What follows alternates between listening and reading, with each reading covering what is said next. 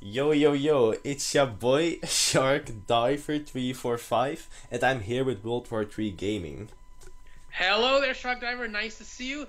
Good to finally collab with you. It's Yeah, been it's years. really yeah, Now we're finally exactly. doing this. Finally. Okay. So we're going to talk about the Modern Warfare ending and how it could have been better. And we have 8 points here. I'm gonna start with the first one, and yeah, we will both have 4 points that we're going to talk about. And I Exactly. hope you will enjoy this video. So this is gonna be my Yeah. first collab video in years. Yeah. So Just one thing is just one disclaimer. Like the two of us, we don't hate Modern Warfare. We think it's a really good game. The only thing that we do have to point out is if you want to look at things from like real life and from a logical perspective, things could have gone much better. Don't you agree, SharkDiver? yeah, exactly. I mean, these points are pretty solid, and of course, the soundtrack is amazing, and we love the game, and we love the acting as well. So we just wanted to point this out, and the ending could have gone better this way. Yes. Okay. So let's get started with the first point of our video. When the Allied forces escaped the Russian mountain, they were in desperate need of support. Why weren't their backup troops hiding outside the mountain? Like Yeah, I that's know. really weird. I have no idea why there were no backup troops. Like it's a mission that they have to deactivate a nuclear bomb. Like they could have had it in account, right? Like why? Yeah, I mean, like, you do need people backing you up, and what's better is you did have people. Like, remember the mission before that when these two USMC snipers in ghillie suits paved the way into the Russian base? Like, what happened to them? Did they just run away or something? I have no idea what happened to them. They could have run. Yeah, Maybe they just disappeared. yeah, you They never did. know. They didn't want to die. Yeah, Um, true. So that could have changed a lot if it had actually been implemented. But then the second point I want to point out is, like, we all know that iconic scene from the last Modern Warfare mission, the kind we see in a lot of movies and TV shows, where the Allies are driving down as fast as they can while being chased by the ultra-nationalist forces, and then eventually a Hind waltzes right over to them and starts shooting at them. Okay, you have 3 trucks. All of them have anti-man portable anti-aircraft missiles. You even shoot at them with an RPG. Are you telling me that every single one of them shot at the Hind, and none of them, like absolutely none of them, were able to take them out? I mean, it's just one Hind. Yeah, and you had so many RPG bullets as well. You could have easily shot it down. Also, the part where you're in the tunnel, you had a clear shot at the Hind because it was shooting at something else. And you Yeah. could clearly shoot it, but they weren't able to shoot. It's like the game and like a sort of code in them that you just can't shoot the Hind. It's like they Yeah, and implemented sort of code in it. Like it's a sort of a sort of plot armor kind of thing. yeah, like for some reason the RPG always like it always turns like either left or right. Like it's saying, I don't want to touch the Hind. I want to do my own thing. RPGs gotta have their own minds right now. It's freaking amazing. Yeah. Okay, so we're gonna go to the third point. Because after the bridge collapses, base plate warns that there are no friendly units in the area.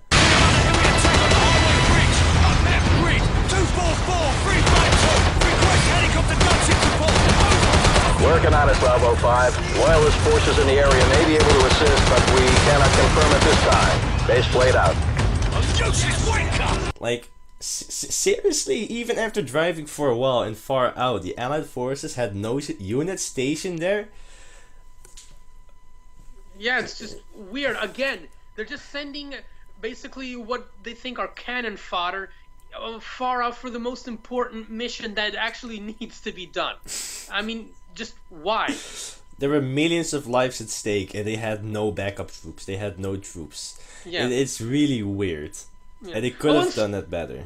Yeah. Oh, and speaking of backup and everything, we all know that throughout the game, our loyalist Russian pals, led by Mr. Sergeant Kamarov, is there to help everyone all the way.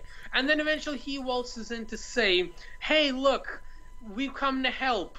We're coming with helicopters and blah, blah, blah. Okay, if you also remember a few missions back, the Allies got their information from the Russians how to self-destruct the nukes in flight.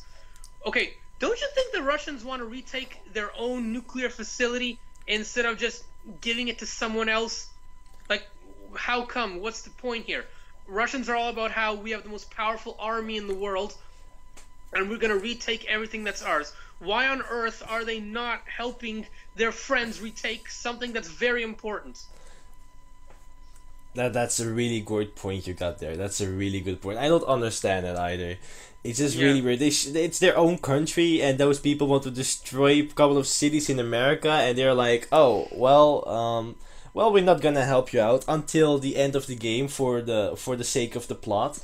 And it's just they could have done that better. I mean, it's really weird that the Ultranationals didn't help Captain Price and the NAS troops. It's really weird. Yes. Yeah.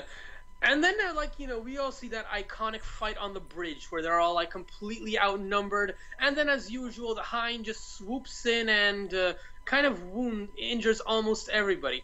And then here's the part which is, I have to say, the biggest facepalm of the entire ending. Okay, we all remember that part. It was done in completely slow motion. Griggs is the only one who is still standing and still active, and he's saying something to Soap while he is behind a ruined car. Look at this. He is behind a ruined car. And then for some stupid reason, he grabs Soap, pulls him out into the middle of the exposed bridge, and then he starts shooting. Yeah, I know. I noticed that as well. There was a broken car on the left of the bridge, and they were literally more behind that than on the right car on the bridge. Why in the fuck's name did he take Soap in a dangerous open area, and then why he could have just dragged him to the left side of the bridge? They were closer to the left car. They were literally way closer there than to the other side of the bridge. Why in the hell did he do that? But the point is, they have at least some cover behind that ruined car. Why are they just waltzing out into the open and saying, hey, look, just shoot me. I'm going to start shooting right here. I'm going to be like Arnold Schwarzenegger in This Is the Line. And I'm going to start shooting. Here, shoot me if you want. It's just an epic facepalm at that point. It's for the sake of the plot. The plot needed it to happen. They wanted a character that's emotional and impactful, so they just decided to let Griggs die for a really stupid and abnormal reason. Yeah, just, the usual thing. I'm actually afraid to facepalm myself because my hand might come out the back of my head. You should. You can do it if you want, because I'm about to facepalm as well. You can't see it, but I'm literally facepalming right at this moment. Yeah. It's really strange. God. Griggs could have survived if the plot didn't kill him. Yeah, and you have a similar thing for the next point. We all remember Gaz, that, Price's second in command. If you also remember the fight on the bridge before the Hind wreaked havoc, Gaz is actually behind the lower crack of the shooting line. And if you look after the Hind bulked everything, he is all the way in the middle of the bridge. How on earth did he get all the way over there? Again, all the way into the middle of the bridge, halfway through, in the open, looking at Zakhaev just before he's about to get shot. Did he magically teleport himself there and just say, hey, look, I want to die, please shoot me? Again, it's for the sake of the plot. They just needed every single fun character to die. I mean, it's really strange. And also, if you notice the other endings, if you notice the remastered ending and the normal original ending on the PlayStation 3, you can notice two different kinds of deaths for Gaz as well. In the first one, in the original one, Gaz looks up to Zakhaev and he gets shot in the head like a champion. In the other game, Gaz just stays on the ground and he turns around to Zakhaev, and then Zakhaev shoots him in the head. I think the first one was better, to be honest, than the original version, because Gaz was always a badass character, and then he just dies by some surprise way. I think they did it better in the first game, even though it's not big of a difference. I think it was better in the original ending than in the newer one. Just saying. Yeah. But then we're going to point 7, and we're going back to the freaking Hind. Yes, guys, the Hind. So after the Ultranationalist Hind gets shot down by a loyalist Havoc, Zakhaev and his two goons immediately turn towards the helicopter to try and shoot it, while the new Soap and Price were armed and could have shot them if they turned around.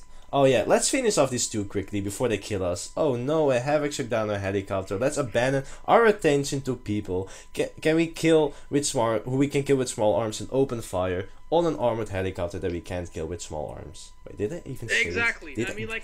Did I say it correctly though? Yes, you did. Yeah. Exactly. I mean, it's kind of like, how Ron would say it in Harry Potter. They need to sort out their priorities. Let's first kill these two people, and then take cover, and then try to shoot it with an RPG or something. That would have made much sense instead of shooting at an armored helicopter with a Desert Eagle. That's just That doesn't work. Okay. Do you remember in the second game? I just wanted to say that as well. In the second game, at the ending, by the waterfall, Captain Price just shoots one bullet to the helicopter where Shepard is in, and the helicopter just exploded and fell down into the ground. Even better, they're in a roaring boat over like roaring waterfalls where you can't even get a proper aim because everything is going left to right. But Price is like, oh, I have the magic bullet. Time to fly. It's kind of like in that movie cartoon Who Framed Roger Rabbit, where the bullets become alive and they start killing in like all these kung fu ninja kinds of fashions just because they want to, because they're sentient. Alright guys, let's go to the last point of this video.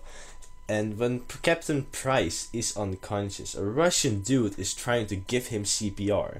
Well, he has a ballistic vest on. How on earth does he think he can revive Price when he didn't even take off his ballistic freaking vest? Like, how the freaking hell does this work? Are they all stupid or something? I have no idea. A big Spetsnaz fail. I am so strong I can push through the armor and to make his heart pump. Although if I probably break the armor over his chest, I'll probably penetrate him. It's so weird. This would be a really good Russian meme right here. I bet Putin would like it so much. But yeah, in general, the entire last mission of the game could have gone much better. First of all, that entire thing could have been avoided. Like I said, if the USMC snipers could have actually been there, and with some more American Marines or British troops to help him out. They should have actually been there if not like right in front of the mountain, but for a long way. And on top of that, this is indeed an operation inside of Russia, and they should have had the Russians supporting them. And Griggs and Gaz could have survived if they hadn't made some stupid decisions. Alright, yeah, that's really good. Okay. Yeah, that's a much better way of how that would have ended. Exactly, it's a way better way of that it could have ended. I think the ending is still good though. I mean, I think it's really suspenseful, and even though there's lots of plot armor going on there, I think it's still a really entertaining ending nonetheless. And but I want to say it again, we don't hate the game, we both love the game. As a fact, it's both one of our favorite Call of Duty games of all time.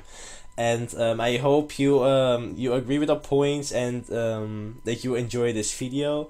So yeah, leave a super duper like on this video. Leave if you reach 10 million likes, we will do another video of this one. And I also want to thank World War III Gaming for having me here. It was great collabing with him. And be sure to check his channel out as well. I will leave his channel link in the description and in the comment section down below. And yeah, it's really great to make this video with you, man.